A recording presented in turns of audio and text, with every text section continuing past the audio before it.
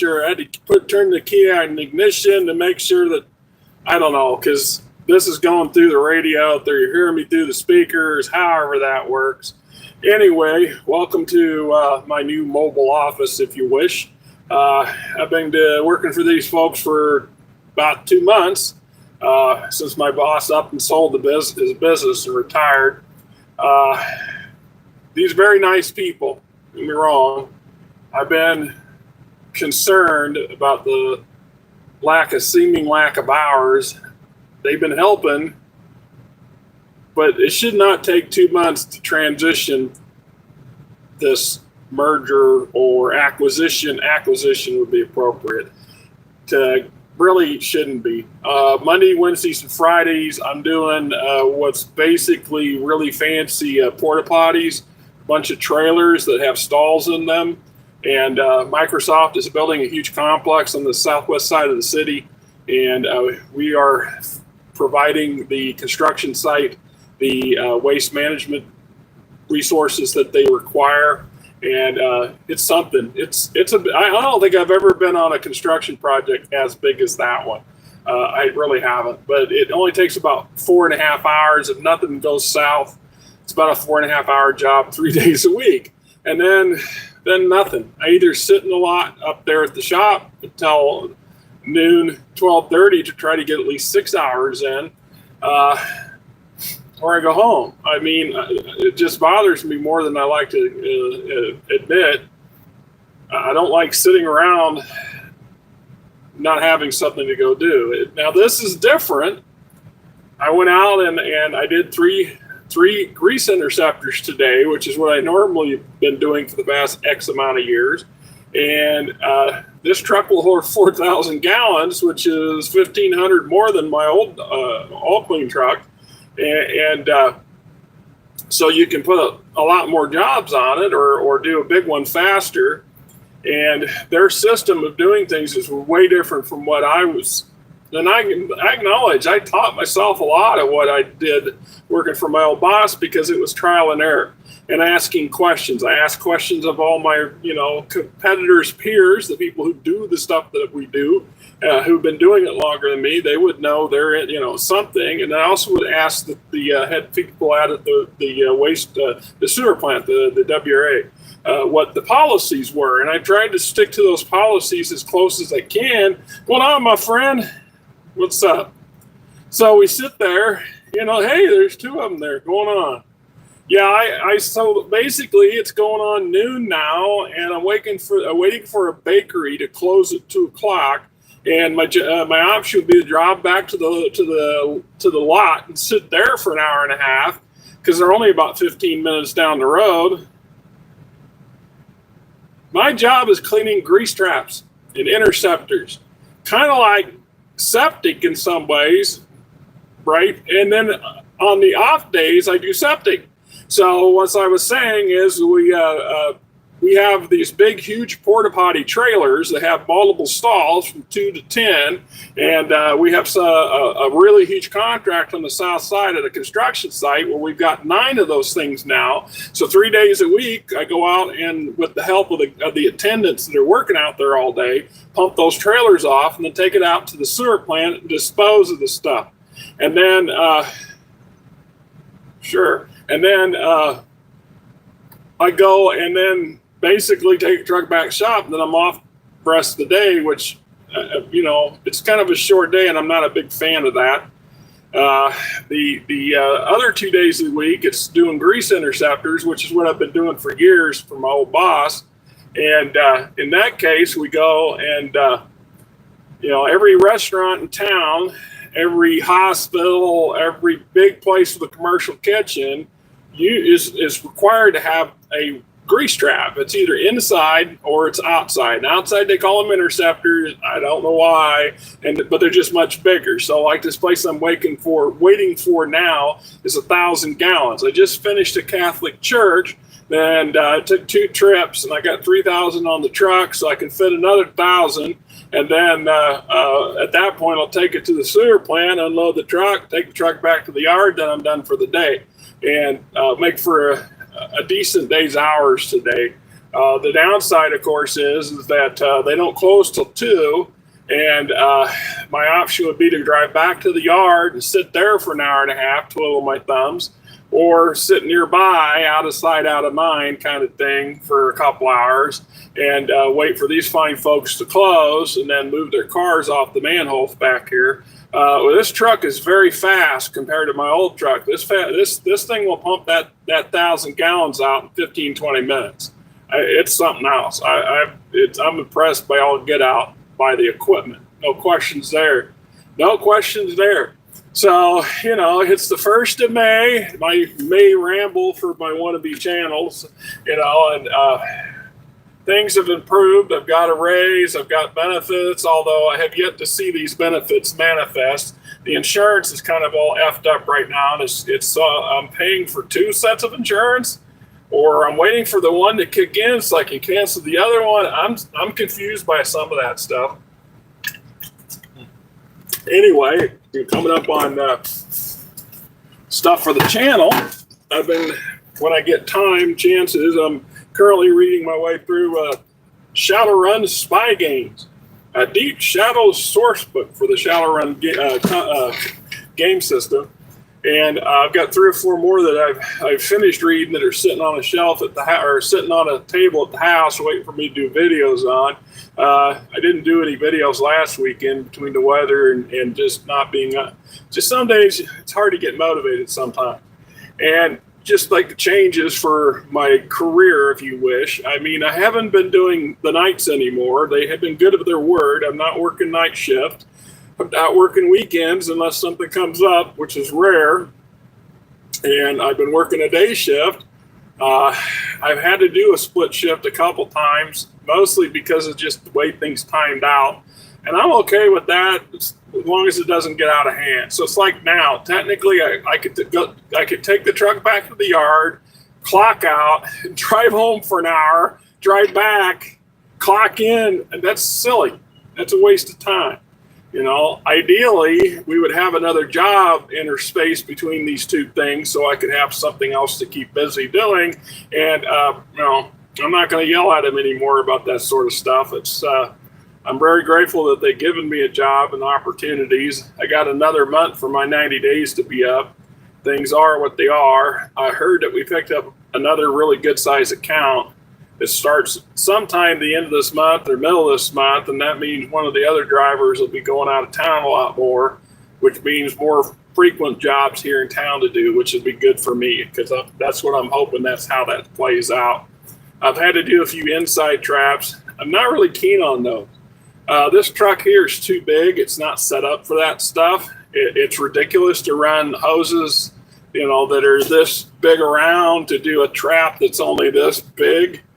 The old truck, I had smaller hoses for those in the shop back. Well, they have a Southern truck set up for that. And in a pinch, I'll go do it if I have to. But I'm getting old, climbing around, getting down on my knees, climbing under kitchen sinks and dish machines and things like that's getting old too. It's harder and harder to get up and get down than it used to be. Such is life, right? Meanwhile, I've still got quite a few PDFs for BattleTech that I was able to get printed out before the boss closed the doors. I don't know, probably a dozen, 15 more of them. I have to motivate myself to go bind them up, right? And hey, Mick, yeah, right. Hey, Jack. So I've got a couple that I've reviewed or I've got read that I'm going to review. Plus, I still got, 6 or 7 items inside that talking BattleTech. I've still got 6 or 7 things sitting inside that box that came from the Kickstarter program for mercenaries that I haven't opened up and reviewed yet. So I've got to look at those. And then there's I have for Ill Clan Eyes Only. It was a PDF that was one of the last ones somebody gave me, and I got printed out. But it's yay thick, so it'll be a bit of a challenge to bind it up with the crude binding machine I got, but I'm going to try to make a stab at that. Hopefully this weekend or this next week, get some of those. So I got some more BattleTech to read through. I'm still got a huge amount of Shadowrun material on the shelf. I've just scratched the surface of all the stuff sitting on the shelf. My AD&D, my Dungeons and Dragons materials, kind of starting to slack off. I've got some more stuff, but the majority of second edition, third edition material I've already reviewed. There are, I think, 1 or 2 fourth edition books, and of course some of the fifth edition material I got. And I don't know, I know there's at least one more box set, Elminster something or another, I think, that I plan on doing a review on soon. So once we get to Shadowrun, pretty much at that point, I ran through, it took 7 years to go through my collection of stuff. 7 years, damn near 7 years. That's a long time. Over 1,000 videos, probably 900, 800 of them are game book related. So, it is what it is. Oh yeah, and I had some when it came to that Kickstarter. I mean, I live on a really tight budget, but there was some pretty good deals. But really, benefited me and probably you as well is that those stretch goals, man, they just kept blowing past. The fans just kept buying and donating more money to the Kickstarter, and we blew through I don't know how many of those stretch goals that they created. So I've got quite a bit of stuff. And I went all out and I bought the company level entry. I think it was $200 is what it cost me. And then I almost forgot I had ordered it. It'd been over a year better before we actually saw anything show up. I mean, but I was impressed by what I got. Excuse me. I've always been a fan of the vehicles and stuff for BattleTech, and I felt that they didn't have enough of them going back to the old lead. Now, I hadn't bought any of the more recent plastic stuff, kind of hit or miss, but since I haven't had anybody to play the game for a long, long time, it's kind of hard to justify buying material for it if it's just going to sit in a box or collect dust or sit up on a shelf and collect dust. But I was impressed by the level of detail that these plastic items have, not like the old days. Yeah, and they're far more robust, man. That lead, all my lead minis, you got to be they're delicate. You drop them by mistake, and you can break a leg off or an arm off, or weapon system gets all bent up, and you can straighten them out a little bit, but you do that a couple times, and they just break off, And then I've got lots and lots of the old Ralph Harth of lead and other companies that were making that stuff back in the day. Yeah, it just is what it is. Every now and then, when I have a little extra money and I'm on the south side of town, I swing by Jay's CD and Hobby, and because they have a bargain bin, a bottom shelf on one of their shelves that they buy. They either it's clearance item stuff that they're getting rid of, or because surprisingly, I bought a couple of 5th edition Dungeons and Dragons books off that shelf in the last 6-8 months because they got rid of all of it, and pending the new sixth edition or whatever that's now in limbo. The other thing is that Jay's has a buy window. So, like, if I wanted to take all my crap into them and sell it, the odds are really good they would buy it, especially my older stuff because it's so rare.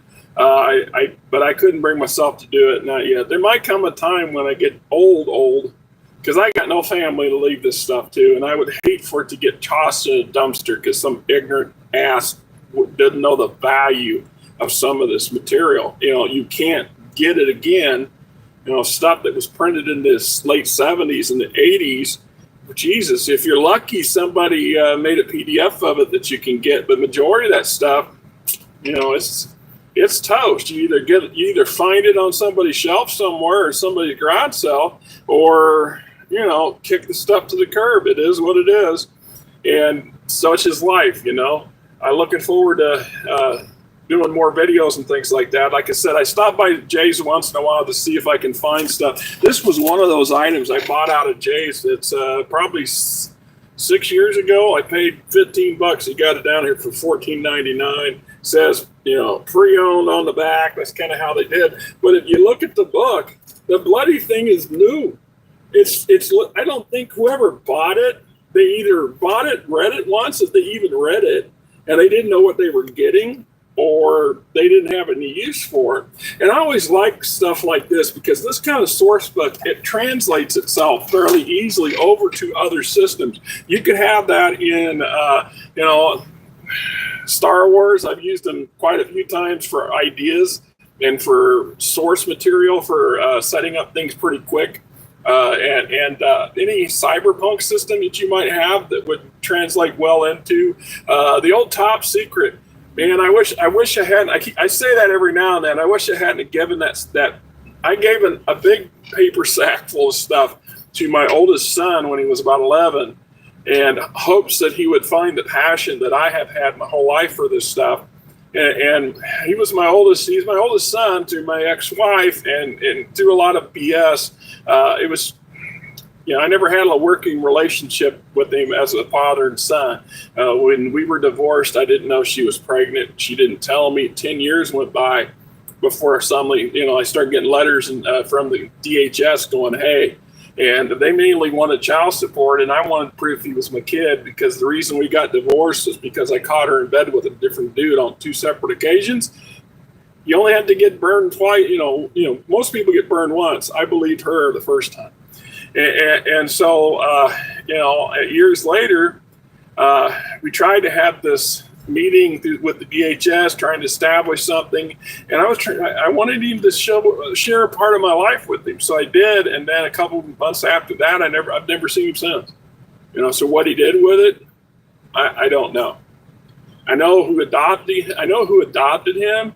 And there's a good possibility that because she ended up marrying that guy, and I think that's the guy she was screwing around with that second time, and probably got pregnant by him. I don't know that, but he wanted to have parental rights, and because he wanted to adopt him, and I signed over those rights to him because that was the right thing to do. That's part of that. Just one small piece of my life's journey and getting from point A to point B. I've been through some pretty rough crap.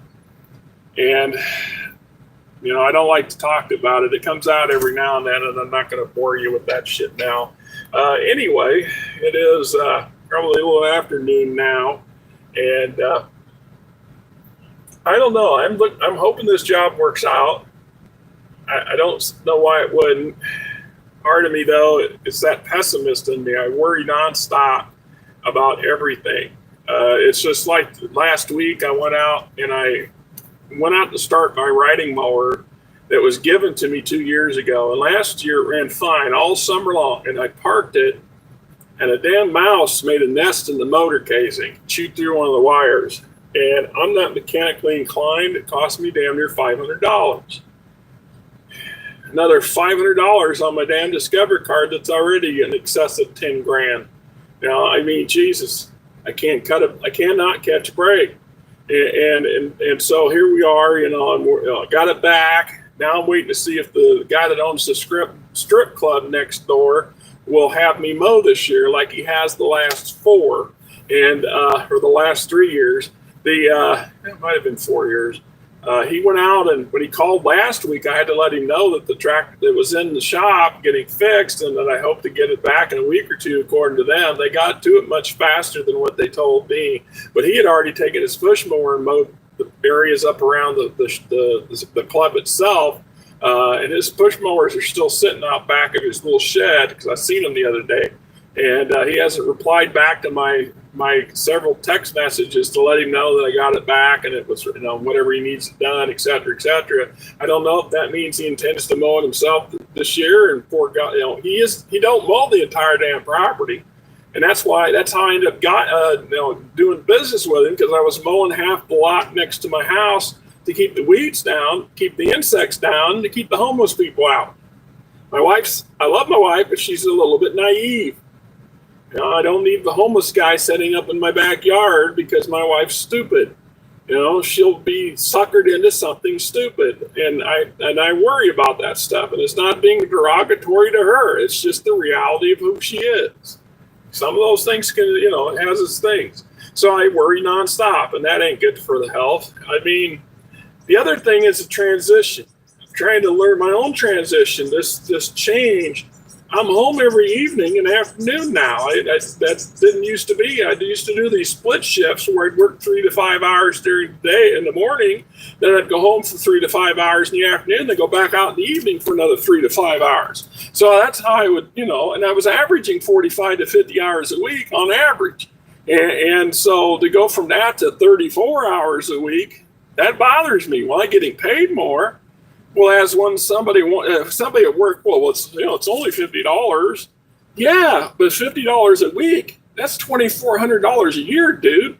That's like almost 4 paychecks. That's almost a whole month's pay that I'm not getting because I can't hit that 40 hour on a regular basis. And that bothers me a lot. Like I said, I really don't want to be the guy sitting here doing this or reading a book or just killing time for the sake of it. This I kind of justify because I can't do anything till these people move, and they're not going to move till they close their store.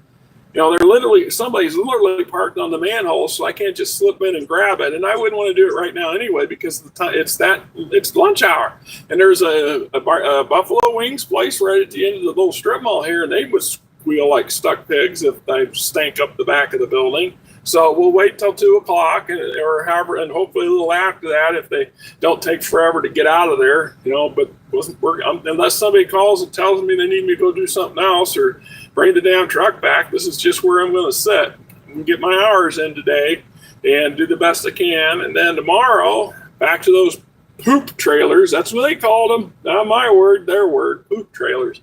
And about 4 or 5 hours in the morning. And so I should be done by 11 a.m. Last week I was done by 10:30, and Friday, so it's payday. Got to run errands. Got to run out to town. See, we live in Des Moines, but our bank is in Mitchellville, a small town I grew up in, and so we still have it. We'll run, and it's because that's my wife knows them, and it's for her sake of mine more than mine. We'll run all the way out there to get cashier checks for our mortgage for the coming month. That's $800 damn that come out of her disability check, and then I've got to get a money order for $100 for IRS that. Because I owe the feds money this year again because of the Obamacare setup, which is why I'm wanting the damn company insurance to kick in so I can shut down that one. To get out from under that one, it's going to take me 2 years just to pay the IRS back for everything I owed them for last year and what I'll end up owing them for half of this year at this rate. And then, of course, my wife's prescription meds need refilled. Between her prescriptions and my prescriptions, we're running about $300 a month. Her one epilepsy med alone is $96, and that's with a huge deduction from the she has Medicare, which means we have to have AAR. We have an AARP supplemental Title D insurance or whatever it's called, and it's much better than the first one we had because it actually is cheaper. But it's still $96 is a lot of money for one pill, and she's got like 7 pills, and I got 5 or 6. So between us, we're with all the generic stuff that they give us. It's still pushing $300, and I don't know how much more of that I can sustain. I was taking a Travicity for the last couple of years. It's a pen. It's like a EpiPen thing. Anyway, you give yourself one shot in the sides, back of your thigh, something like that, once a week. And they told me the insurance changed. They wouldn't cover it before, so I got it through a charity, so it was free to me. Then my insurance changed to cover it. My co-payment would have been $200 a month. I had to tell them I couldn't take it anymore. I had to cut it. I've still got a few pens left in the refrigerator. I've been doling them out. But about the last fall, I had to tell them officially, I'm sorry, but I don't have $200 every month to give you. I just don't. And it's like the time I pay the credit cards all come due again, new month. Time I get a $700 check, and $600 of it's already spoken for.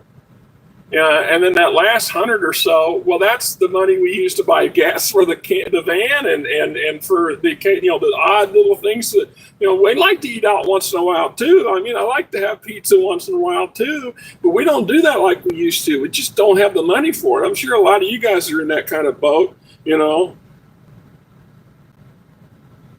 Hard to say I'm doing the kinds of service and well, in my case, when I was working for my previous boss, I was it.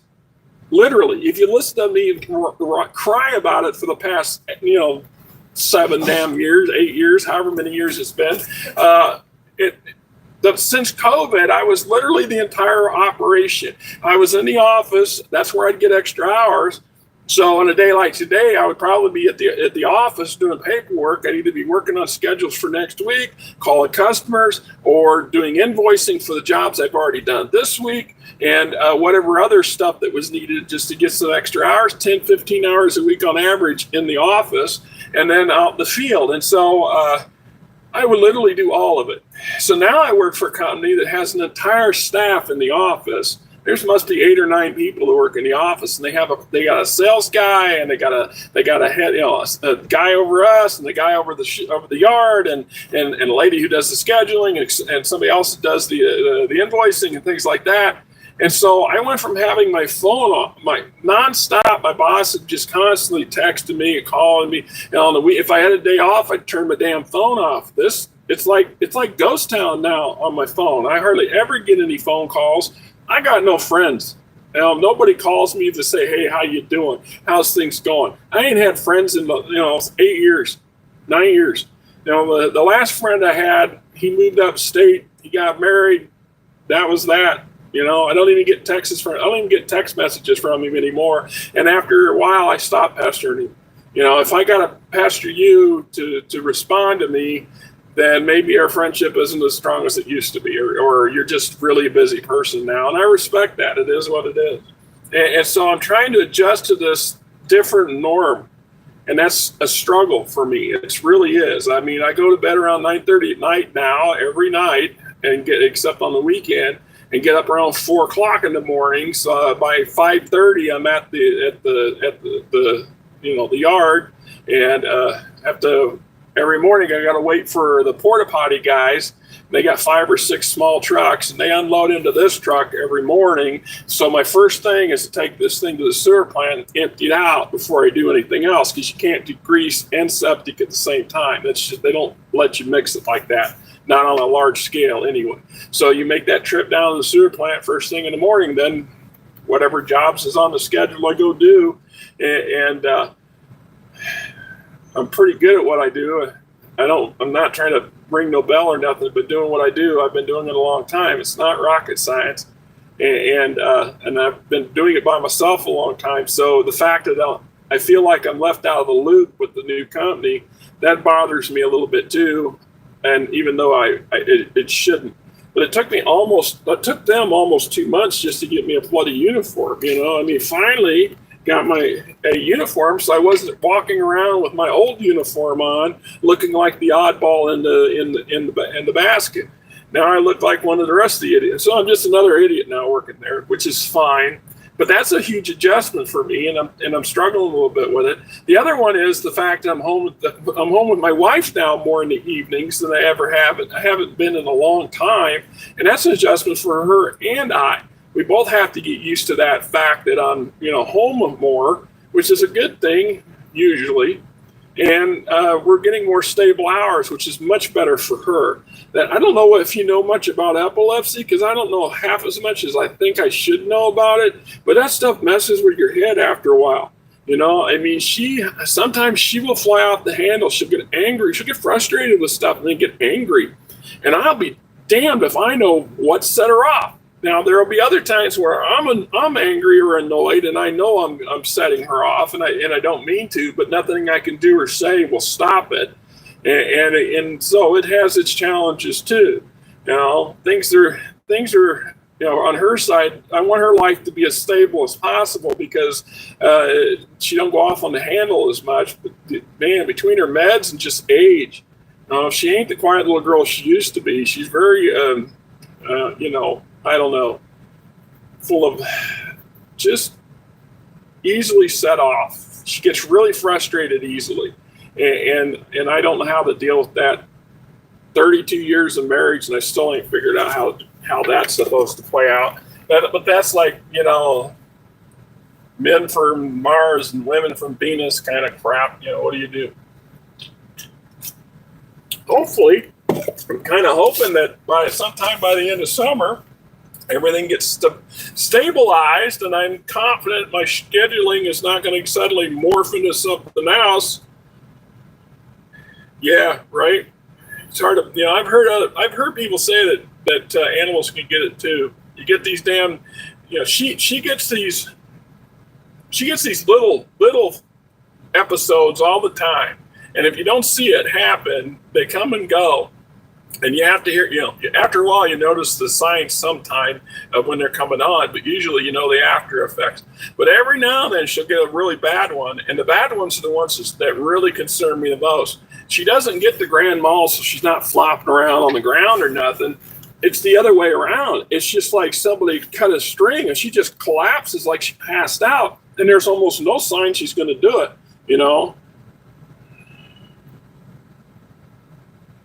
Right? Yeah, they got my wife on Jesus, what did they call it? They used to be Dilantin for years, but that she got too used to it, and they put her on. I can't think of the name of it off the top of my head now. I just know that they raised the dosage on her, which at $3 a pill meant it went from 60 something a month to 90 something a month. But she's got to have the damn pills, So I had to. That's why I didn't tell her that I refused my medication that I kind of need for my diabetes and stuff, because I wanted to make damn sure we had the money to pay for hers. I mean, she don't need to know that that's the reason. I just told her we just flat out couldn't afford it, which is true. I mean, we really couldn't afford that $200 a month. It's with all the other meds we're already putting out, it's already stretching things as it is, and then the cost of everything, as you guys know, the prices just kept creeping up and creeping up and creeping up, and it's in a position to get even worse now. They talk about bare shelves. We stopped at Dollar General on Monday. We went to three different Dollar Generals looking for the little plates, because my wife likes to use these little styrofoam plates to feed the cats, and we go through a lot of them, and they don't have them anymore. They're just the shelves are empty. You go back to the paper set, where the paper plates and toilet paper and things like that, half the shelves are empty. And it's been that way for a while now. And they say it's about to get even worse. I don't know. I told her she might have to buy some regular old small plates, but then she'd have to do dishes, and she don't want to wash dishes all the time. I don't watch why we do the damn paper plates and plastic cups so much, because it cuts down in the dishes. Just like the cooking and stuff. I work, and then I go home and I cook. I cook, take care of the yard, take care of the garden. Mostly she takes care of her flower beds, but I take care of the garden. I do all the mowing. I do a lot of the outside stuff, more and more of it than I used to, because she's just not able to do some of it like she used to. And the cooking stuff. If you've ever had, you really don't understand how somebody with seizures life can be really challenged. My wife has never had a driver's license in her life, never. In part because of them seizures. I've been driving down the interstate at 70 mile an hour and had her have a seizure, and she reach over and grab the steering wheel like this, and I'm wrestling the steering wheel, and she got an iron grip on this damn thing here because she's having a seizure, and she don't even know she's having one.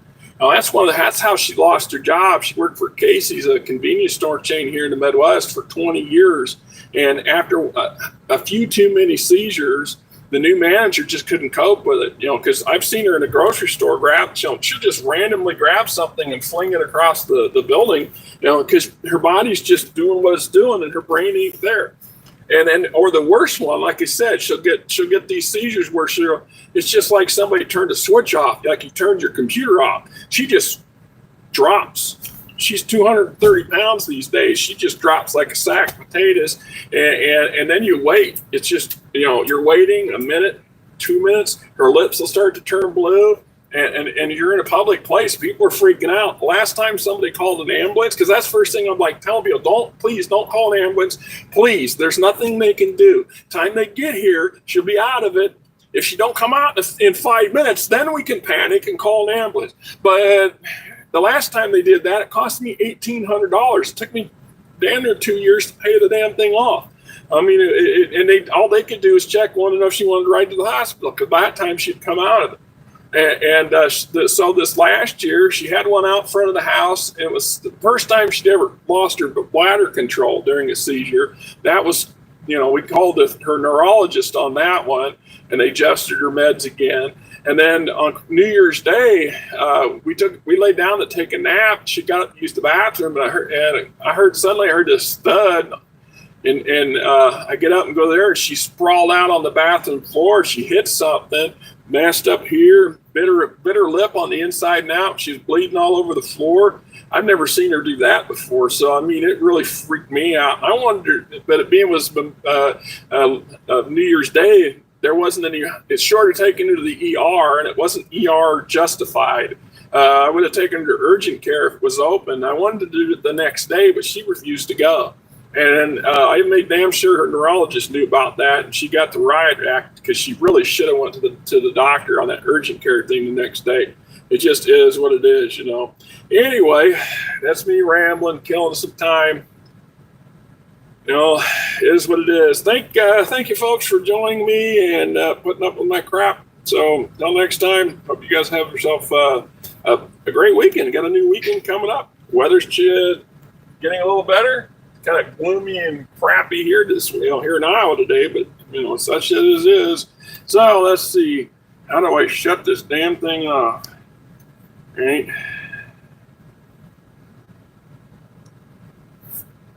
Yes, I want to stop